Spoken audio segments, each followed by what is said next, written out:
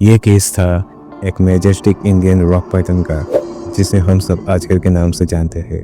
लगभग 10 फीट का शानदार पावरफुल रेप्टाइल, लेकिन उस दिन वो सदियों से भर पड़ा था।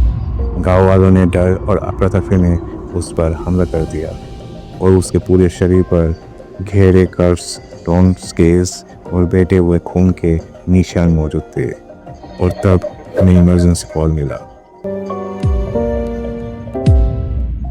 जब रेस्क्यू टीम असगर को लेके आए, वो काफ़ी शॉक में था।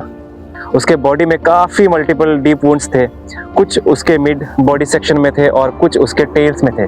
तो पहला चीज़ जो हमें करना था वो था उसको स्टेबलाइज करना। तो स्टेबलाइज करने के लिए हमें ज़रूरी है उसका बॉडी को कम्प्लीटली अच्छे से साफ़ करना, उसको प्रॉपर मेडिकेशंस देना, इंजेक्शंस वगैरह लगाना और हो सके तो उसको सही अमाउंट में फ्लूइड्स देना। वो काफ़ी ज़रूरी होता है कोई भी एक रेप्टाइल को स्टेबलाइज करने के लिए। रेप्टाइल सर्जरी आसान नहीं होती, उनका मेटाबॉलिज्म स्लो होता है और हीलिंग प्रोसेस बहुत लंबा। लेकिन जब कॉम्पैशन और पेशेंस हो तो हर प्राणी को जीने का मौका मिलता है।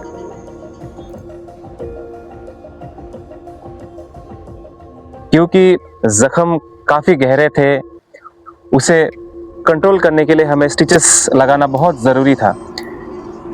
घाव इंटरनल भी थे और एक्सटर्नल भी थे, तो हमने ये प्रयास किया कि उसके स्टिचेस हम इंटरनल सूचर से भी करेंगे और एक्सटर्नल सूचर से भी हम लोग उसको स्टिचेस लगाने का कोशिश करेंगे।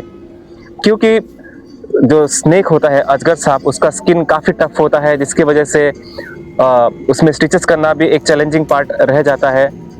और क्योंकि अजगर को हम रिकवरी के बाद उसका नेचुरल हैबिटेट में छोड़ने वाले हैं, जिस वजह से उसके मूवमेंट की वजह से भी आपका स्टिचेस खुलने का चांसेस बहुत ज़्यादा बढ़ जाता है। मैं चाहता था कि हीलिंग नेचुरली हो, इसलिए मैंने इंटरनल और एक्सटर्नल सूचर दोनों ही काफ़ी केयरफुली प्लेस किए, क्योंकि हर स्टिच एक स्टेप होता है रिकवरी की तरफ। कुछ घंटों के ट्रीटमेंट के बाद पाइथन ने रेस्पॉन्स देना शुरू किया। उसकी सांसें स्टेबल हुई और धीरे धीरे उसके मूवमेंट्स वापस आए। फॉरेस्ट डिपार्टमेंट के कोऑर्डिनेशन से उसे रिकवर होने के बाद वापस उसके नेचुरल हैबिटेट में रिलीज किया गया। एक बात ज़रूर कहना चाहता हूँ, कभी कभी वाइल्ड एनिमल्स अपने हैबिटेट को छोड़ के बाहर चले आते हैं, कभी कभी खाना ढूंढने के लिए आते हैं, कभी कभी अपना हैबिटेट छोड़ के जगह भटक जाते हैं। उस दौरान हमें ये ध्यान रखना चाहिए कि उनसे हम ना डरें, और डरना काफ़ी नेचुरल बात भी है। उस सिचुएशन में हमें पहले फॉरेस्ट डिपार्टमेंट को इन्फॉर्म करना चाहिए, या तो फिर हमारे नज़दीकी कोई भी एनिमल रेस्क्यूअर या फिर एनजीओ से हमें तुरंत ही कम्युनिकेट करना चाहिए। अगर आपको वीडियो अच्छा लगे तो काइंडली सपोर्ट अस, लाइक करिए, शेयर कीजिए और kindly subscribe to our channel.